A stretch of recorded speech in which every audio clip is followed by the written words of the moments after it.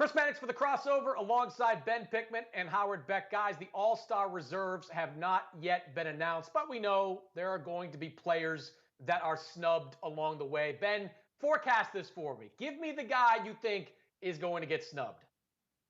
I'm going to go with Pacers forward Domantas Sabonis, and I think it's because he's going to be on the downside of all the Julius Randle hype that's been sweeping the nation seemingly, or at least New York City, in these recent weeks. If you look at Sabonis, his stats are almost identical to Randle, right? He's averaging slightly fewer points and slightly more assists and rebounds per game, and he's carrying a Pacers team that has a better record than the Knicks do right now. They're currently fourth in the Eastern Conference, and you look at him, he really is their workhorse, and especially with Victor Oladipo now with the Houston Rockets, everything is really on Sabonis' shoulders, him and Malcolm Brogdon at least, and he's doing a phenomenal job both creating his own offense and for his teammates, right? The 21 points, the 11 rebounds, the 6 assists. He's an incredible passer, one of the best four bigs in the league, both screen setting and also sharing the basketball himself. I just look at it and say the narrative of the Indiana Pacers and the interest in the Indiana Pacers is not there. But if you watch the Pacers on a night-to-night basis, Sabonis is a dominant player, is a dominant force, and he's carrying a very good team that is a playoff team in the Eastern Conference. And I just think as a result, him not being the kind of hottest name, the biggest name, or, having the largest media presence, I think he might actually be a snub come on Thursday.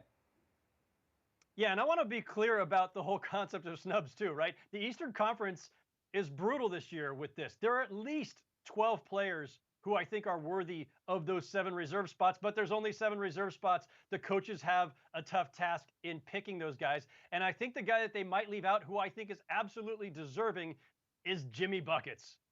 I know everybody has now dismissed the Heat because of their slow start, and they've dismissed Jimmy Butler because of the games he's missed. But look, Kevin Durant and Kyrie Irving both got voted in despite missing a bunch of games. This is one of those years where games missed may not be that persuasive. And the Heat have rebounded since Jimmy Butler got back. They're 7-5 in the 12 games since he returned, and he has been balling, averaging 21 points, 9 rebounds, 8.7 assists, and 1.8 steals during that time. He's been their primary playmaker without Goran Dragic. He's keeping this team afloat with guys still banged up or underperforming. And look, he might actually lose out to his own teammate Bam Adebayo, who might get the coach's nod over him because Bam has been there throughout. But it's Jimmy who has revived this team and has gotten the Heat, who are still the defending Eastern Conference champs, back into the mix and back to relevance.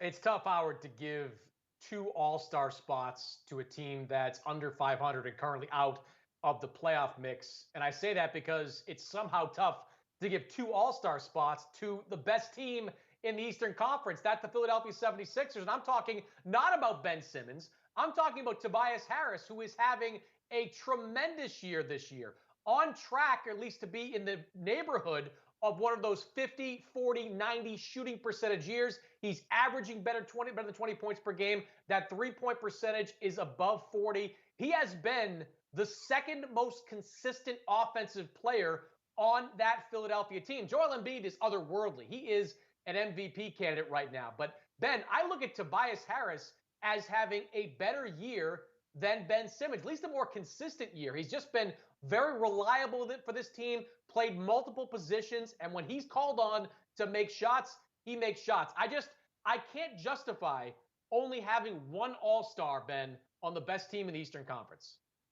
Right, but I'm still not sold as to why it should be Tobias Harris versus Ben Simmons, right? Simmons, yes, is averaging, and his points are kind of down. I think it's a career low in points. But if you look at it defensively, he's been one of the league's best defenders across the board, and he's had some breakout offensive performances as well. And certainly Tobias Harris has improved his play and certainly been a consistent part playing alongside Joel Embiid and Ben Simmons in that Sixers starting lineup, which is playing way more this season than they have in past seasons. But I think, Ben Simmons' defensive prowess deserves some recognition as well. And while Tobias Harris has been the kind of superior scorer, I don't think that should be, we should be discounting Ben Simmons in that regard. And I look at Simmons, though, as another possible contender, as someone who probably should make the All-Star team, but might also get snubbed. And it's, it's a reflection of what Howard said as well, of the deep Eastern Conference and all the options that are very valuable and tons of, very viable options to make the All-Star team, and some guys are just going to have to miss. I think Simmons and Harris might actually be 2 of them.